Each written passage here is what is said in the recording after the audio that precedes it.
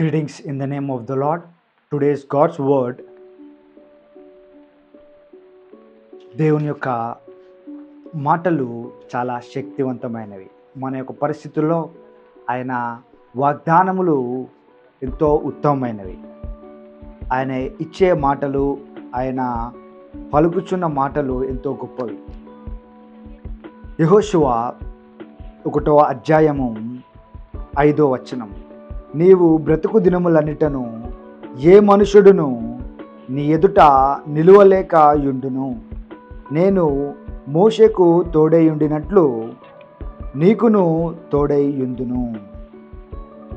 ఇక్కడ దేవుని మాటలు ఎవరైతే జాషువా ఆయన ఏ విధంగా డిస్కరేజ్లో, ఏ విధంగా బలహీనతలో ఆయన ఉన్నప్పుడు దేవుని మాటలు ఆయన వద్దకు వచ్చి, నీవు నిరుత్సాహపడకు, నీవు భయపడకు, నేను మోషేకు తోడైయుండినట్లు నేను నీకు కూడా తోడైయుండి నేను నడిపిస్తాను. ఏ మనుషుడును నీ ఎదుట నిలబడకుండా, ఏ విధంగా అయితే మోషేకు నిన్ను తోడైయున్నానో, మోషే యుద్ధములు చేసినప్పుడు ఏ మనుషుడు కూడా మోషే ముందు నిలబడలేకపోయాడు, అదేవిధంగా నేను మోషేకి తోడైయున్నట్లు నీకు కూడా నేను తోడై ఉంటా అంటున్నాడు. అంటే మనం కూడా చాలా డిస్కరేజ్మెంట్లు, చాలా ఇబ్బందులు ఉండొచ్చు. కానీ ఈరోజు దేవుని మాటలు, దేవుని వాక్యము ఏం మాట్లాడుతుందంటే, నేను మీకు తోడై ఉన్నాను.